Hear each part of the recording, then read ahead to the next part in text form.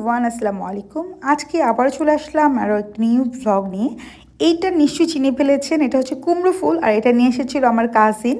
ওদের আসলে সুন্দর একটা ক্ষেত আছে, সব কিছুই আছে, পুকুর, ক্ষেত, অনেক কিছু। তো সেখান থেকে নিয়ে এসছে। আমি ভাবছিলাম কুমড়ো ফুল দিয়ে বড়া তৈরি করব।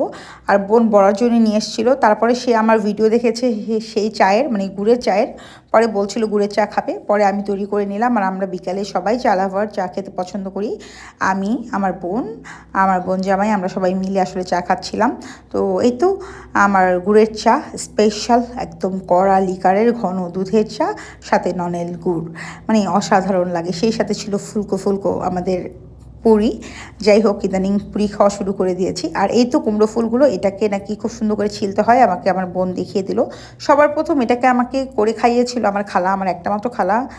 যাই হোক, মারা গিয়েছে, আল্লাহ জান্নাতবাসী করুক, সবাই দোয়া করবেন।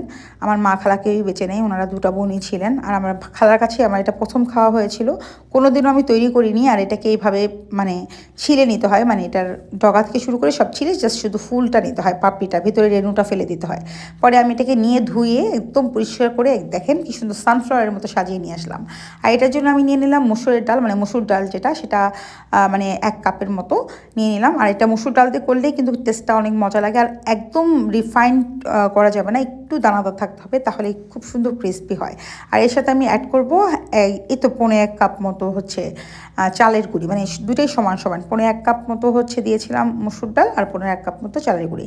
আর স্বাদ মতো লবণটা ব্যবহার করছি, আর হচ্ছে লাল মরিচের গুঁড়ো। আপনারা আপনাদের টেস্ট ওয়াইজ মরিচের গুঁড়োটা ইউজ করবেন। আমি নর্মাল লাল মরিচের গুঁড়োটা ইউজ করলাম। আর একটু হলুদ গুঁড়ো দিয়ে দিব, একটু ধনে গুঁড়ো। এই তো। আর হচ্ছে আমরা হচ্ছে যে কোনো বড়া টড়াতে না একটু আদা রসুন বাটা এটা পছন্দ করি। আর সামান্য একটু টেস্টিং সল্ট ইউজ করেছি, যদিও খুব একটা আমি খাই না হেলথের জন্য।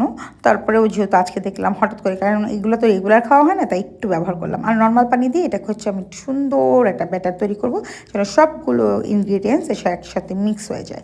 আর এই ব্যাটারটা না হবে খুব বেশি পাতলা, না হবে খুব বেশি মোটা। আর এর মধ্যে নাকি একটা ডিমও দিতে হয়, বোন বলছিল, কিন্তু পরে আমি ভুলে গিয়েছিলাম আর দেওয়া হয়নি। আপনারা যারা করে খান তারা অবশ্যই করে জানাবেন আপনারা কি ডিম দেন কি না। আর আমার রান্না কেমন লাগে এটাও অবশ্যই করে কমেন্ট করে জানাবেন। যেহেতু আমি একদম নিউ, আপনাদের সাপোর্ট ভালোবাসা পেলে ইনশাআল্লাহ আরও অনেক ভালো ভালো সুন্দর সুন্দর রেসিপি নিয়ে চলে আসবো।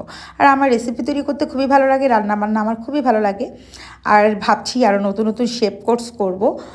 অনেক কিছুই আমার জানা আছে, পিঠাপুলি থেকে শুরু করে অনেক কিছুই। তারপরে আর এখান থেকে খানিকটা উঠিয়ে রাখলাম, মনে হলো যে একটু ব্যাটারটা বেশি হবে, তো ওটা দিয়ে আমি বড়া তৈরি করবো। আর এখানে আরেকটু পানি দিয়ে নর্মাল করে দিলাম। আর এই দেখেন তো ব্যাটার।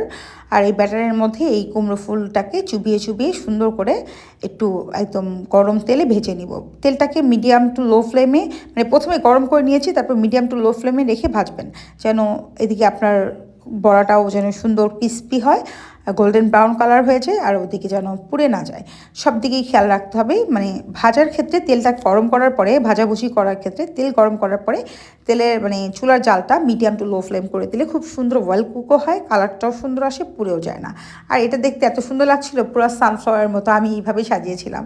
খুব সুন্দর করে ধুয়েছি, অবশ্যই ভালোভাবে ধুয়ে নেবেন, কারণ ফুলে তো পোকা থাকতে পারে, রেণু টেণু ছিল, এগুলো সব পরিষ্কার করে ভালোভাবে ধুয়ে নিয়েছি। এবার তেল ঝরিয়ে উঠিয়ে নিব।